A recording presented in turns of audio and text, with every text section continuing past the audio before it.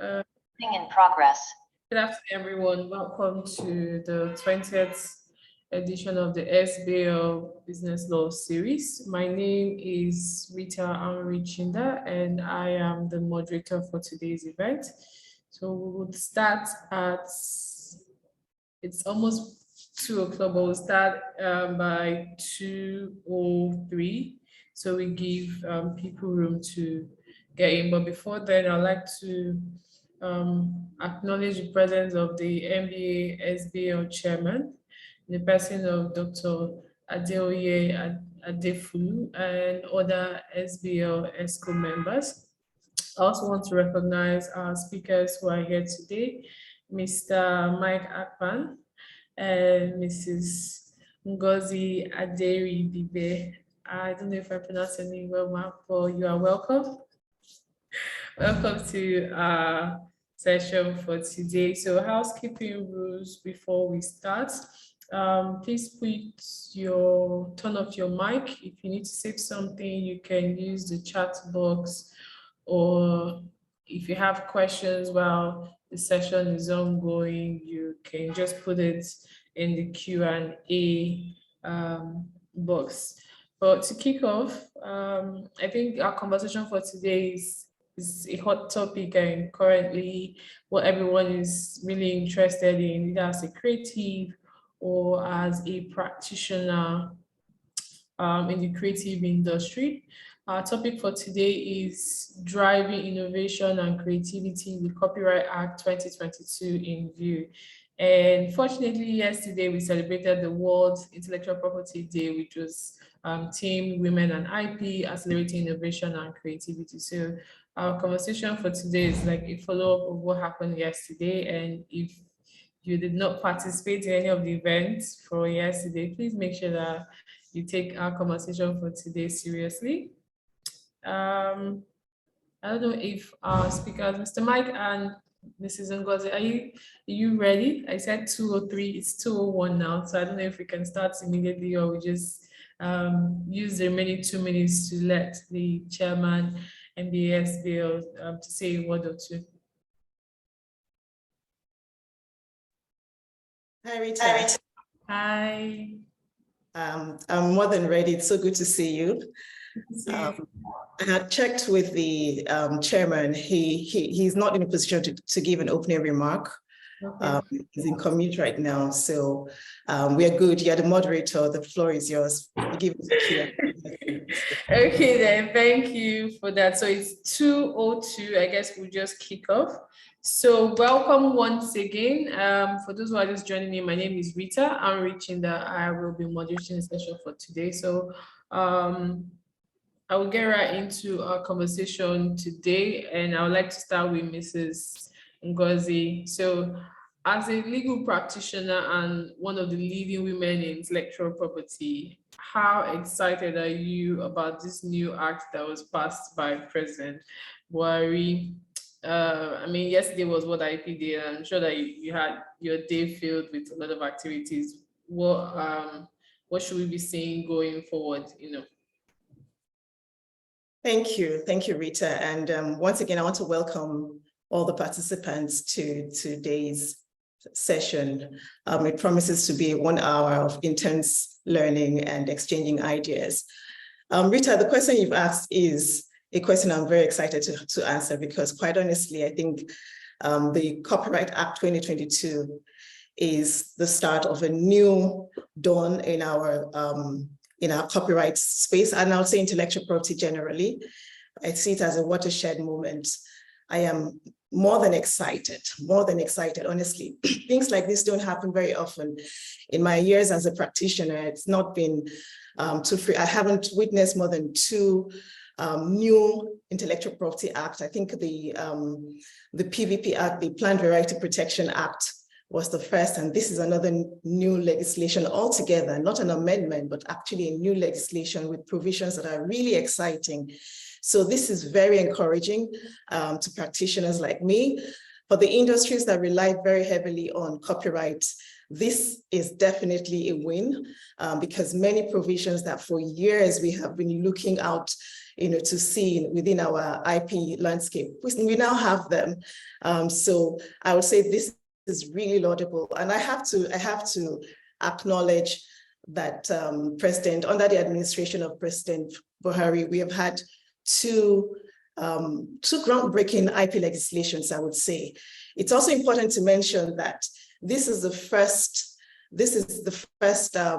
core IP, when I say core IP legislation, like key IP legislation that has been enacted under a democracy. So that does say a lot about the engagement that happened, the level of stakeholder engagement, and you can see it reflected in the provisions. When you look at the provisions, it wasn't just pulled off haphazardly. You can tell that there was deliberate engagement with different stakeholder groups in order to have the act we have. It's not perfect, and no legislation will be perfect, but this is definitely a way to go for us.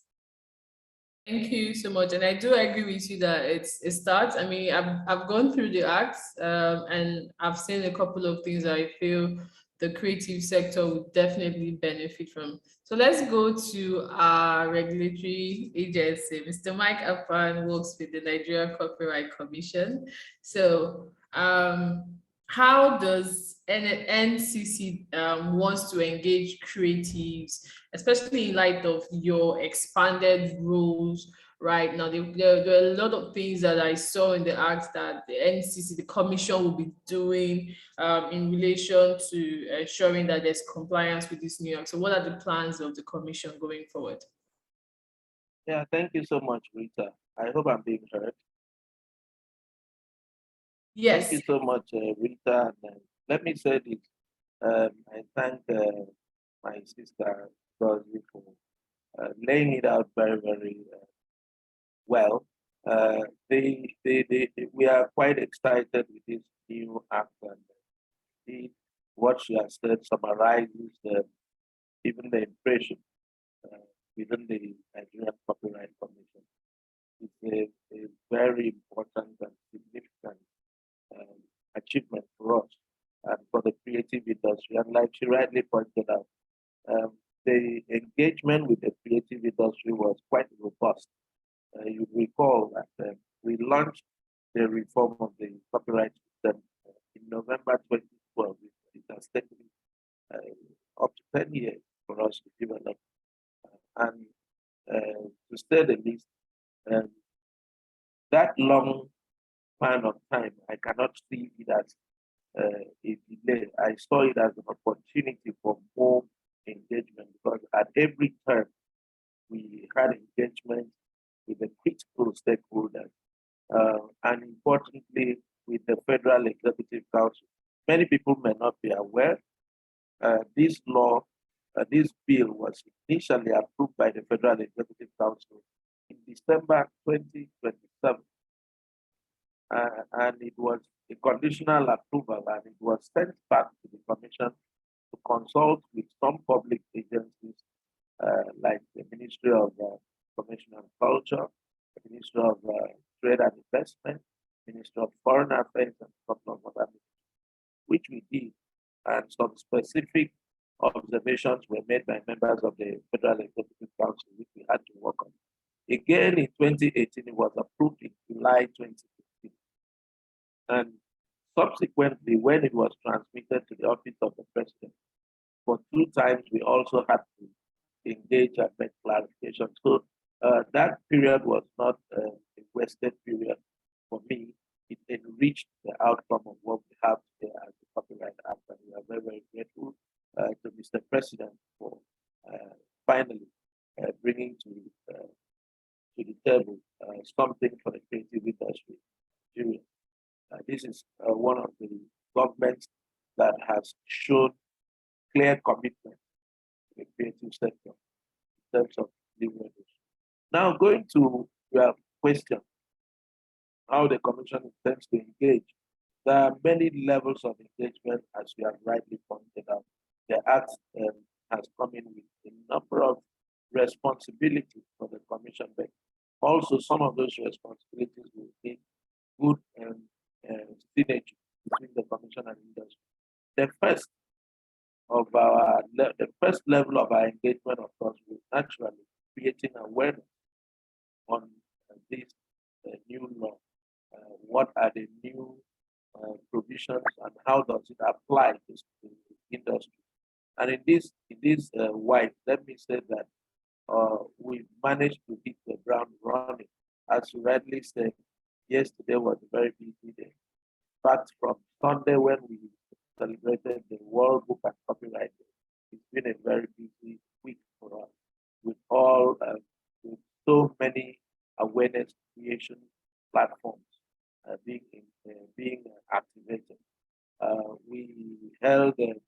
We launched a program yesterday that we called We Win IP, Women Empowering Women IP. That's one of the platforms where engaged with women in the creative sector to empower other women to be able to leverage the advantages of the creative sector. In terms of other awareness, we are using fully all the media that are disposable, Facebook, the social media platforms. We are having monthly breakout sessions with industry and targeted at specific industry. We've held with the book sector. Yesterday we had one which you also spoke on with creative women, and we are going to continue that. More importantly, we will roll out soft, awareness toolkit that will be handy for everybody to read and understand. Small pamphlets, leaflets, audiovisual clips that will enable us to permeate the relevant stakeholders. In the next few days, we'll be having a workshop with collective management society organization in Lagos. That will be third and fourth. And even though it's going to talk about licensing, we are going to express some of the important provisions of the Copyright Act, which impacts the collective management system and the creative in that sector. So collective management is a very important aspect of our copyright system. It actually delivers the gains of the copyright system to create. So we are focusing on the collective management system. After that workshop, we'll flag off some close consultation towards the reform of the collective management regulations 2007. We are coming up with a new regulation that will reflect the new standards in the law. And also, let it known that we are already working on a number of regulatory interventions, and we will have to be consulting with industry stakeholders. Some of the regulatory interventions are the collective management regulations. For instance, we now have copyright registration being part of the new law. So we're going to have to make enabling regulations for that. As you may know, also there are provisions in respect of making works available to people who are blind or visually impaired, and we have to make prescriptions with respect to designating some people authorized to be able to produce accessible format copies of works that will be useful to people in that constituency. And let me say the Nigerian Association of the Blind have been very wonderful in their collaboration with the Commission. Perhaps that is the most active. That was the most active constituency, copyright constituency in terms of pushing for the enactment of this law. That's not to whittle down what others did, but I must tell you that they were exceptional in their Senate. So these are some of the things we are planning to do. Not forgetting, the legal constituency is very critical to the success of this law. We are planning to have roundtables with lawyers. And here I think we'll be working with NBA, SBL, and also working with the Intellectual Property Law Association of Nigeria. The judges will also look at that constituency because the judges need to be empowered properly. So in a nutshell, we are prepared to engage with our industry stakeholders. Thank you. Thank you so much for the insight on what the commission plans to do going forward. So I was going to ask, what are the new provisions that was included in the act, but you've already touched a bit on it. So I'm going to move over to Mrs. Ngozi. What, as a legal practitioner, what are those new laws that were included in the new CA 2022 that you think would make a difference in the creative sector? Thank you. So the NCC has done a great job, and just listening to Mr. Akpan leaves you no doubt that the NCC is really, really focused on growing the creative industry, and this act is just one of the many things they have done. Now, in terms of the provisions, I'll tell you where my excitement started. It's the very first provision, right? An act that states the objectives. It states very clearly what it seeks to achieve. And this is really, it's a new provision. It's not something that we had in the previous Copyright Act. And why is this exciting for me?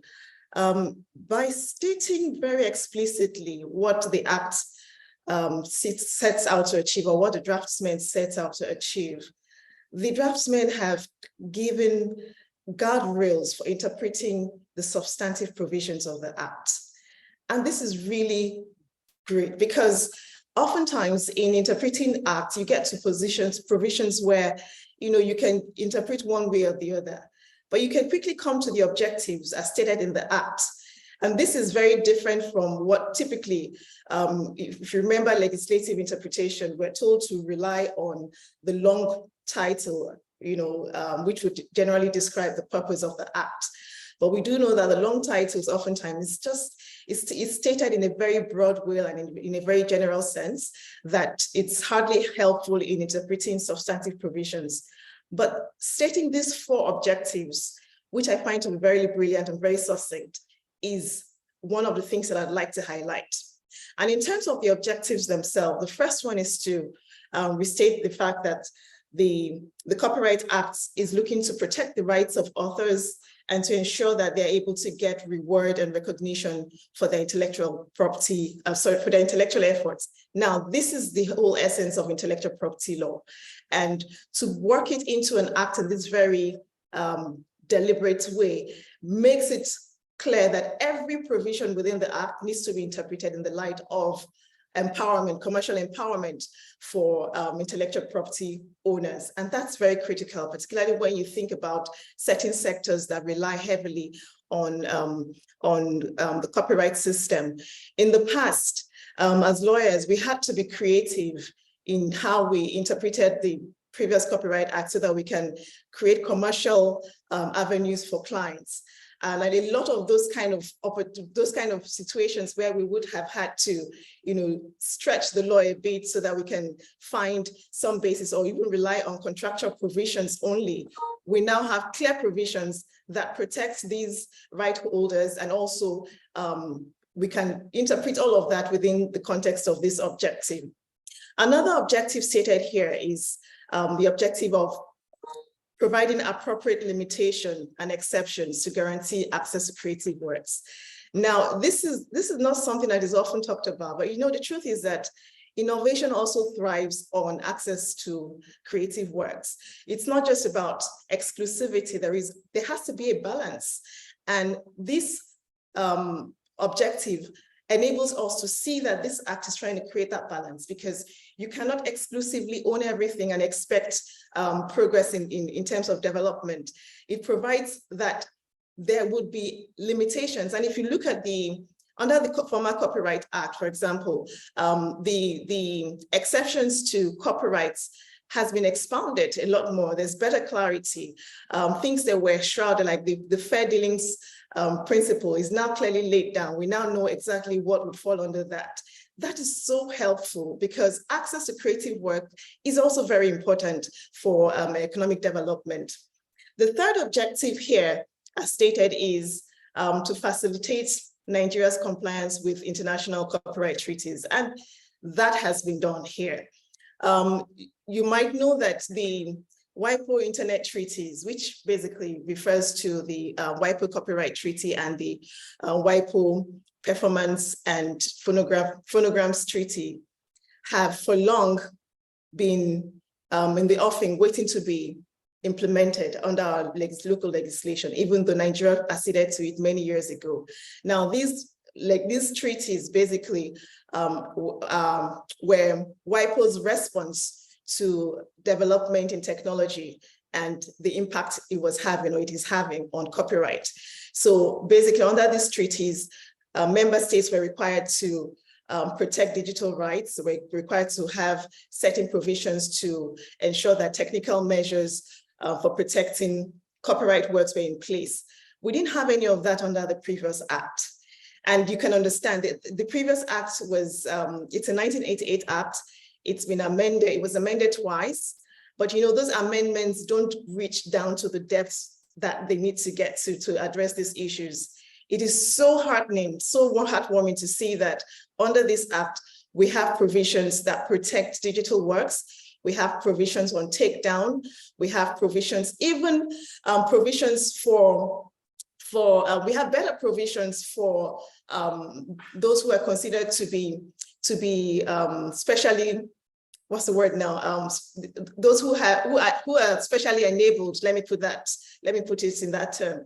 And all of this is in bringing the Nigerian legislation, copyright legislation, within the requirements of these treaties. The Marrakesh Treaty, for example, requires member countries to protect the interest of the blind and those who are visually impaired.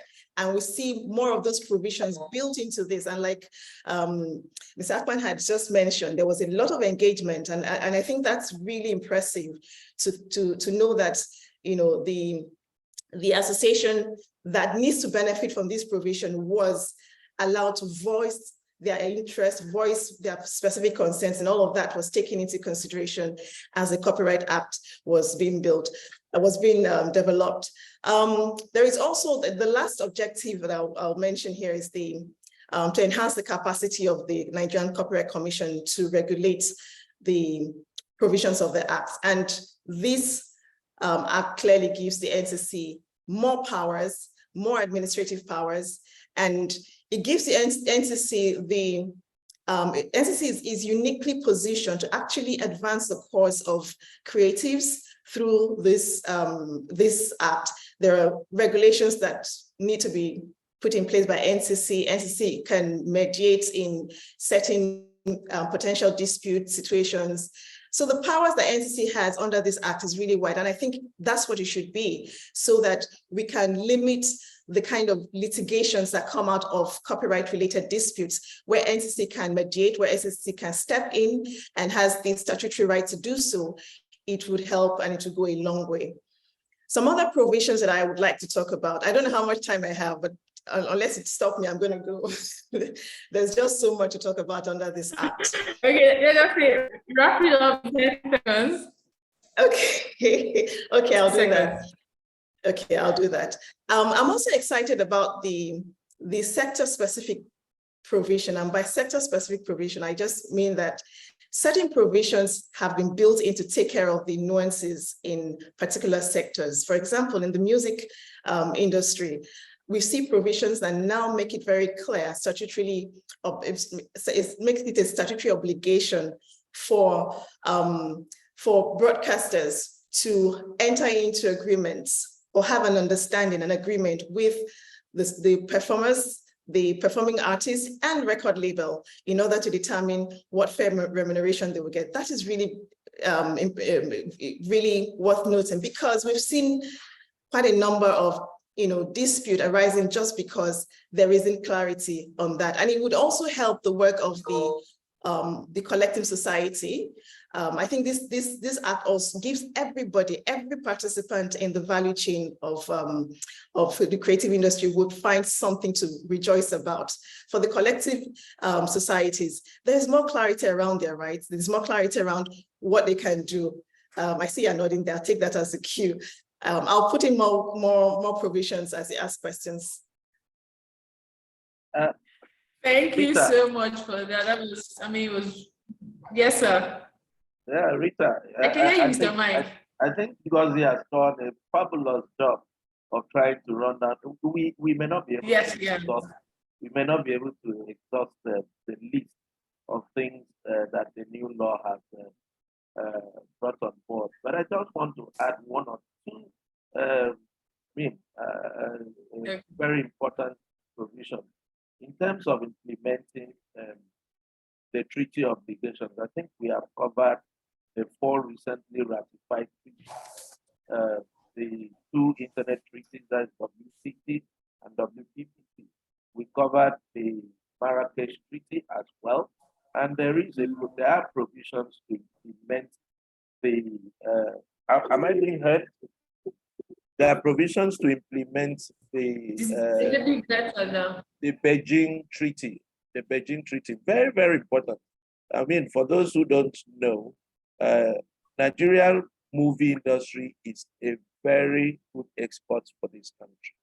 And when we are talking about Beijing Treaty, it deals with the rights of audiovisual performers. So before now, those who are performers, actors, actresses, had no residual income. So what we've done in this law is to follow what is in the Beijing Treaty, and now they can partake in streams of income beyond their performance fee. So these are some of the very significant things that this has brought. And Ngozi is right to say that every sector has been given what will make them more commercially viable. So one other important provision I may want to highlight, very small but significant. You know, before now, rights in photographs belong to the photographer. It still remains that way. But just that we have created a non-exclusive license for the person who has commissioned the taking of photograph or making of portrait to be able to use that photograph without reference to the copyright owner who is the photographer. So these are some of the improvements we have made. If you commission somebody to take your photograph, you don't need his approval to be able to use that photograph by yourself for your personal purposes. And more importantly, you can object to that photograph being used inappropriately in a context of a public use. So finally, one advantage this law has over the last law, everything is right within the law. Yeah. There are no schedules. The only one schedule deals with the procedure for the governing board, but everything, we don't hide anything in the schedule where people will not read. So from the beginning to the end, everything is consolidated within the main body of the law itself. So it's a wonderful piece of legislation. Thank you. Thank you so much for that wonderful contribution. So taking it, let's go down a bit. You talked about now the provision now requires registration of copyrights. Now let's do a side-by-side analysis in 2 minutes. Section 4 talks about formalities not required, and then section 87 talks about registration. Can you just shed a bit more light on that for those who might not really understand the proceedings there when they read it? Let me say this, we looked at what the challenges of even judges is in terms of interpreting the law. Many a times judges think that you cannot have copyright except it is registered. So we had to insert section 4 to make that clarification that the rights, the subsistence of a right in a work is not dependent on any formality like copyright registration. Now, when you go down to copyright registration, you will observe that it's not a mandatory provision. Nobody is compelled to register a work. So it's not necessarily a contradiction with section 4. The only thing is that a registration will ease the presumption that the law provides in terms of if you go for litigation, when you register a work, you will not, the advantage of the registration is that you may not need to specifically prove certain facts which are those facts disclosed at the registration, which forms the data of the registration. For instance, if you have the registration document which says XYZ is the author, the work was created on this date. So those becomes reportable presumptions that will be admissible in court without need for any proof. So that is the only advantage that registration in this case confers on a work. But not registering a work does not rob it of its own copyright. That has to be underscored. Thank you for that clarification. I mean, it's been very helpful. Now let's discuss about licensing and tariff for CMO. I know you said the commission is working on an updated regulation, but can you give us a bit of an insight what is going to look like? Is there a statutory fee or percentage that will be proposed? Are you relying on the international licensing provisions, or it's just coming up with what works for the Nigerian sector? Thank you so much. Of course, licensing is the soul of collective management. Without issuing licenses, they cannot get royalty. So when they grant licenses for use of works of their members, they are entitled to collect royalty. But those licenses are based on specific tariffs. Tariffs are basically pricing of the worth of a work or the worth of the license that is going to be issued to any user of the work. Now, in the collective management sector, we presume that the CMO has the right to fix tariff based on their own understanding of what the value of the work is or the nature of the use is. That is the standard practice. The CMO fixes the tariff. Now, we have provided in the reformed or revised regulation, which we are working on, some parameters that must be considered in, setting tariffs by CMO. And more importantly, now the new law grants NCC the powers to approve those tariffs. So you will not set tariffs arbitrarily. It has to have some economic justification and legal justification. It has to be something that is usual or reflects the best practice in the industry. So the NCC has the powers to approve tariffs. It was not like that before, but now every CMO will have to submit their tariffs to NCC, and NCC will say, this is okay, this is fair for the industry. Of course, we cannot sit down and determine what the value of people's creative works are. They know what they put in there. They have the expertise to determine, but ours is to set that like an ombudsman, if you like, to ensure that there is a fair balance between owners of content and those who want to seek license. This is aside the right for people to also come to the dispute resolution panel that Ngozi talked about. I'm glad that you mentioned the dispute resolution panel. So I'm an ADR practitioner. I'm sure we have a couple of ADR practitioners there as well. Is there room for people like me and participants to be listed as neutrals, or is it exclusively reserved for the staffs of and the commission? Incidentally, what you are saying about the staff is expressly forbidden. In the law, the staff is not supposed to be a member of the panel. The panel is reserved for experts like your good self. Most likely, we're going to be relying on those in the copyright bar, the IP bar, and a few other people who may also be relevant. Alternative dispute resolution experts like yourself, core IP experts, lawyers, and of course, those who are in the numerate discipline, like accountants, for purposes of balancing out issues of calculations and so on. And unknown to you, we've actually, this is not new, it's just that it's now part of the law. It was part of the CMO regulation, and we have actually done one or two.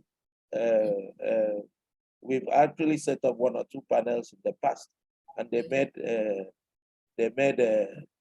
their ruling, their decision. And when these decisions are made, the enforcement is just like enforcing an arbitral award, an arbitration award under the Arbitration Act. So we'll be working much with the lawyers. Thank you so much for that. So moving on to Mrs. Ngozi, how important is intellectual property for female creatives and the creative sector? I mean, we just celebrated World IP Day, I mean, you guys should don't be offended. But how will this new act drive innovation and creativity? And just as an aside, what do you think this new act, does this new act basically tackle emerging issues such as the AI generative works or NFTs or any other, tech issues that may arise as we keep going? Okay, thank you for that question.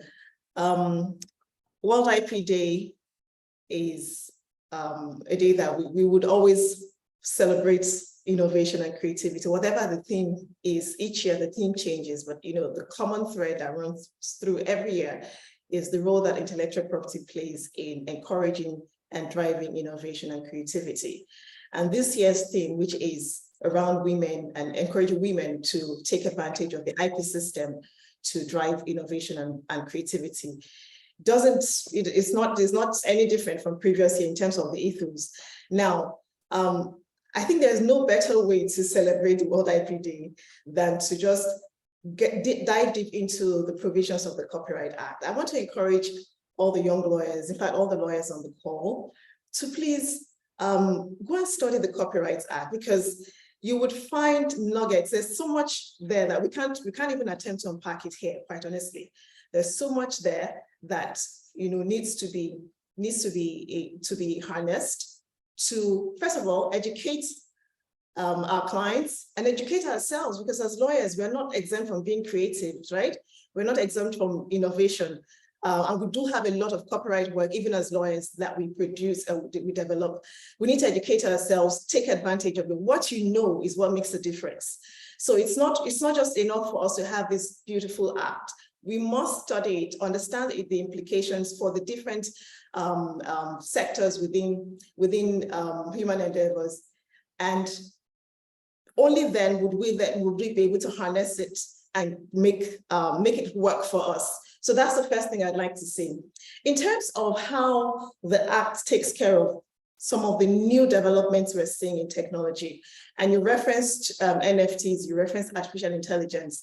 Now, before we even get to those are newer elements coming in.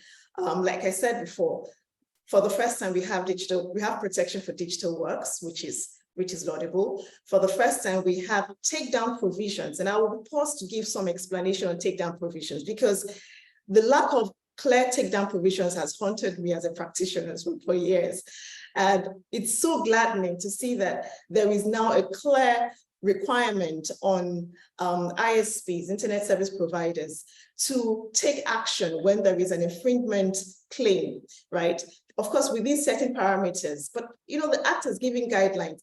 That is very protective of the works that women create, and not just women, men and women alike, because really the Copyright Act is gender neutral, right?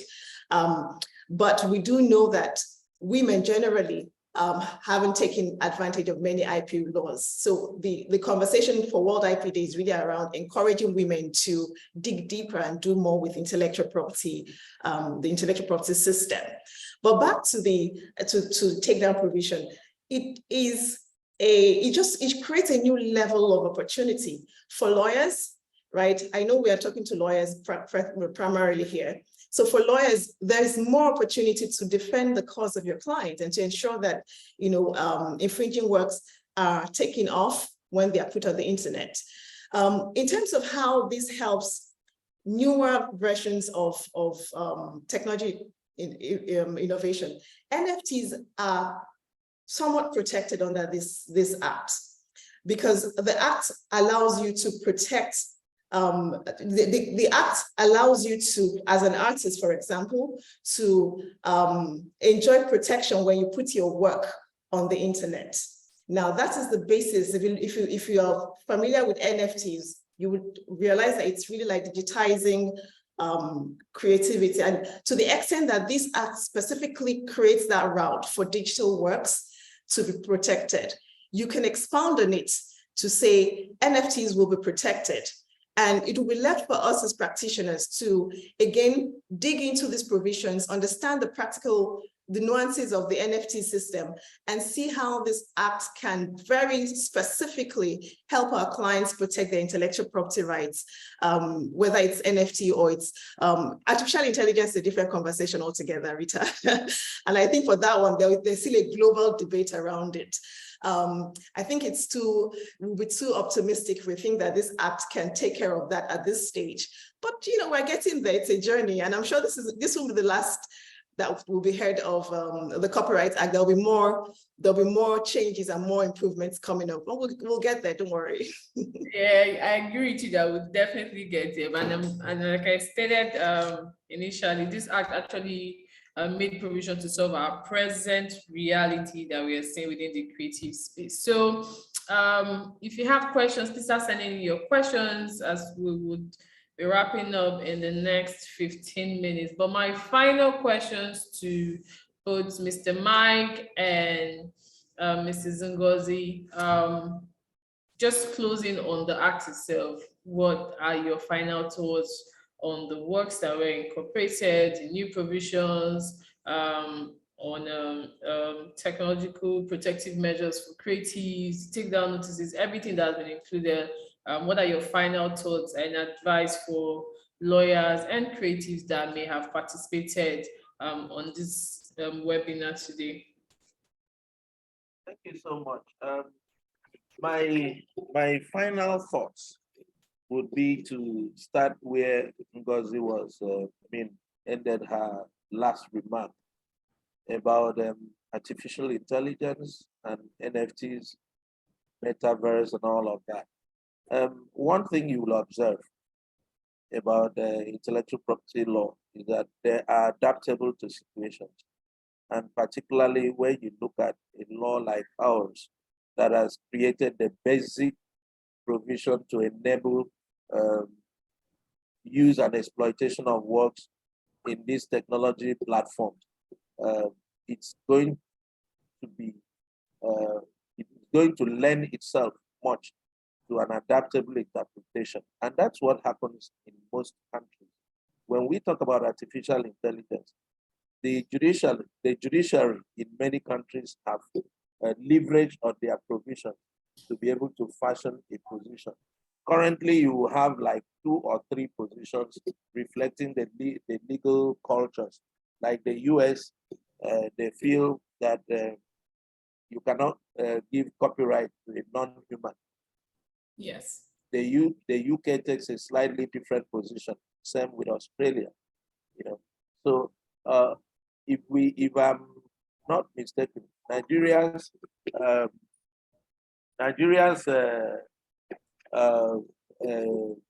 jurisprudence more or less leans towards the human author and entrepreneurial. There is a balance between human author and entrepreneurial rights. So we're going to still maintain those basic principles in the interpretation of the law. So it shouldn't be a matter of conjecture, since we already have clear guidance on this issue. Going forward, the law will be used in an adaptable manner. And even when we did not have this law, surprisingly, some courts have been able to make ruling even when technology was involved. Not to talk of now that we are now having a law that is contemporaneous, more or less. So for me, let us not panic. Let's see how far our court. What we should do is to provide enough tools to help judges, to help the lawyers to understand the law. and make the best. That would be my final word. Thank you. Thank you so much, Mrs. Ngozi. Final words, and then we'll take questions. We have just 2 questions for now. Okay, so my final word would be to commend the NCC and the stakeholder groups that made input towards this Copyright Act. I'll tell you one of the things that I'm really impressed about is the fact that this is not a typical situation where we go to another jurisdiction, the UK Copyright Act, and we just copy and paste. This is an act that has very deliberately filtered the issues that the copyright system has suffered over the years and has reflected them. You know, Ms. Akpan talked about stating very clearly that there's no formality for ownership of copyright or for the creation of copyright, right? And that is coming from our local experience. And I see a lot of that in the provisions of this act. And what that means is that we can expect that the judicial interpretation that will be flowing from this act will be very, it will be homegrown, basically, right? We would have to deal with homegrown issues using homegrown legislations. And I think that that is really the way we should be thinking about legislative drafting as we move forward as a country. Now, in terms of some of the provisions, right, I find it very interesting that, for example, when you talk about moral rights, for years, moral rights has always been limited to the right to right to be named, right to be mentioned as the author of a work. And in this act, we find that there is actually a right not to be named or not to be associated with the work. And that's also very important. I have witnessed situations like that. And, you know, having this kind of issues legislated on and codified just gives a lot of it gives clarity to how we're able to push further. So now, rather than dwell on the interpretation, trying to be creative with interpreting the laws, I think that as creatives and as lawyers that support creatives, we should be interested in harnessing these provisions and taking full commercial value from it, because that's one of the objectives, and ensuring that we can grow the economy. It's only when we are able to work the act to grow our different economies, whether it's in the creative sector or in sciences or and oftentimes we don't talk about technology. The technology sector benefits a lot from this. Whatever we are doing, there is something in the Copyright Act that can help us to make better commercial value or to get better commercial value from what we do. And I think the challenge is really for us to do our homework as lawyers, educate the industry, and use these to press further and, you know, ensure that we have better value from our laws. Thank you so much, Mrs. Ngozi and Mr. Mike. So I think, okay, we have 3 questions now. So the first question is for you, Mrs. Ngozi. Marshall says, what are your thoughts on the contract override provision, which renders ineffective any contractual term which purports to restrict or prevent the doing of an act permitted under any of the copyright exceptions? Do you anticipate any practical difficulties for licensing and out-of-court settlements agreements? So, like I said, there are areas in the regulation that I said earlier that need to be looked at carefully. But, you know, I'm also, the provision you're talking about, right, rests on the Nigerian Copyright Commission, the mandate to intervene, right, and to override certain provisions. Now, the Copyright Commission is also working on regulations, and I will say that it's very important for the Copyright Commission to develop these regulations as early as possible, because it's not unusual for us to find in provisions that the commission or, you know, whatever other body that has responsibility for enforcing an act will not put the regulations out. And so there's a substantive provision, but there isn't a wherewithal to give full expression to that. So it's important for that to happen. But I think that the essence of that provision is really to enable the NCC to have proper regulatory oversight, which is important in any industry. Regulatory oversight is important. Now, it shouldn't and it doesn't take away from the parties' ability to negotiate and come into commercial terms. And remember that, even when these let me give an example. In the US, for example, there are statutory provisions on licensing, on fees for licenses, certain types of licenses. It is statutorily provided. So you can negotiate, but within a certain ambit, certain things are locked by statute. And that's important so that you can have stability. Because remember that this act is also supposed to engender access. It's supposed to engender access to works as well, which is why we also have compulsory licensing. So altogether, if we have, I think we should have faith in the system as a whole and not just see one provision out of context. There is a system that has been built into the entire copyright regime. And there are counterbalances that allow the copyright system, the copyright industries to thrive. And I think that's the eye with which we must look at some of these provisions. Thank you for that response. So this is, I think any of you can take this one. So AZ Blessing says, in what ways can women take advantage of IP provision? So in 1 minute, because we have just 10 minutes left for us to round up. So in 1 minute, what are the ways women can take advantage of IP provisions? Mr. Mike, would you like to go first? I think I will say something, but I think a better qualified person would be Ngozi, because I think she's a typical example of a woman in IP. But let me say this. The first thing is that people should take interest in knowing about IP. That is the first thing. Women need to take interest in knowing about IP. A lot of women are creative in what they do. And IP is not just about, when you whittle it down to playing music, acting, or being a painter and all of that. The little things that people are doing, even in their private space, may merit IP. There was a course I did some time ago, and when we did something about IP mapping and auditing, I was amazed at the number of IP that is present in a small company.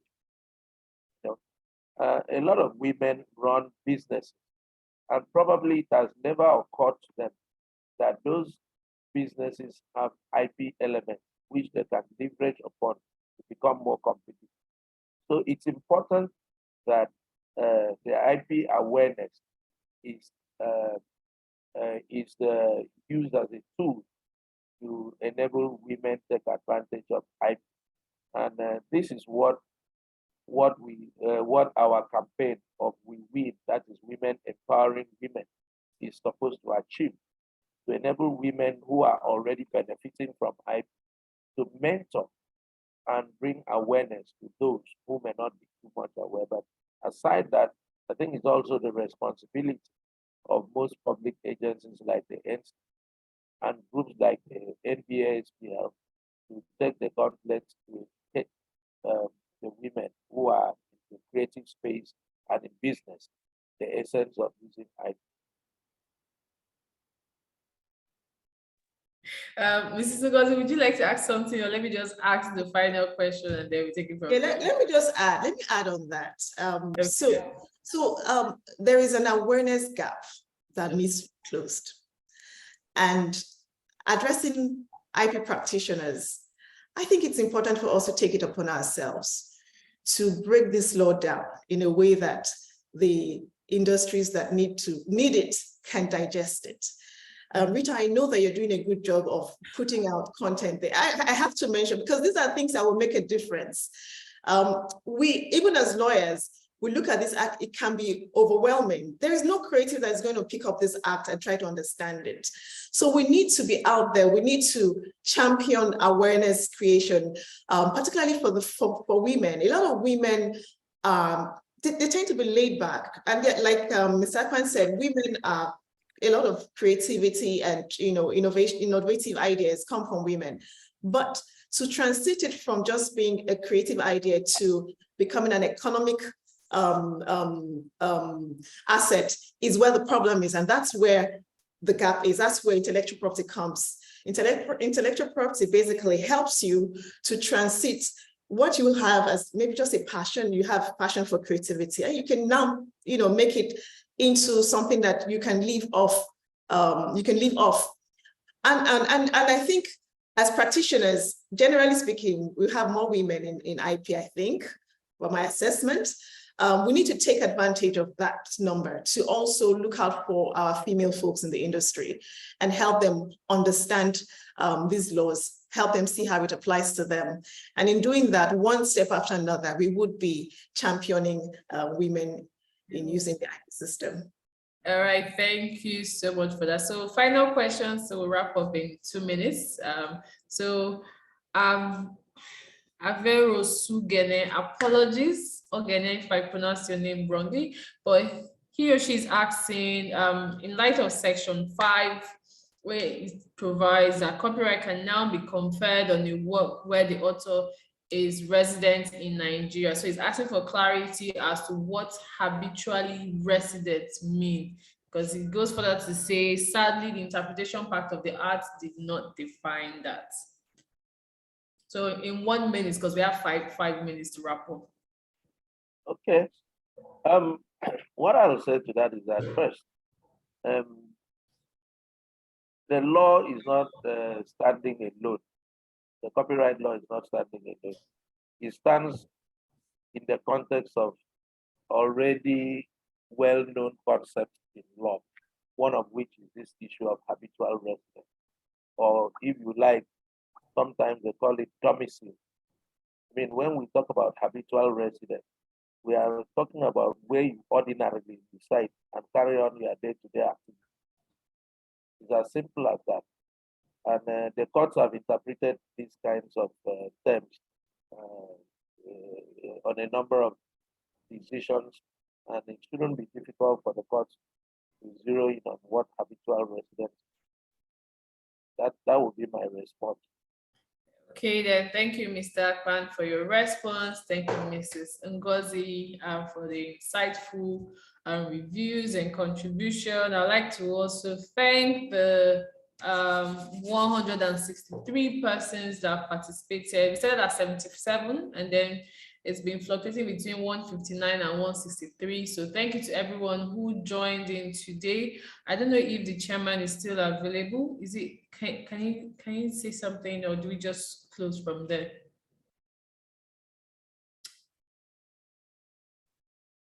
I believe he's in transit.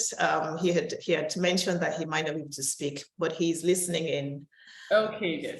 Okay then. So thank you, everyone. Thank you to SBL for organizing this. I hope everyone found it really insightful. I saw in the comments someone joined us all the way from South Africa. We appreciate your presence here within the last 1 hour.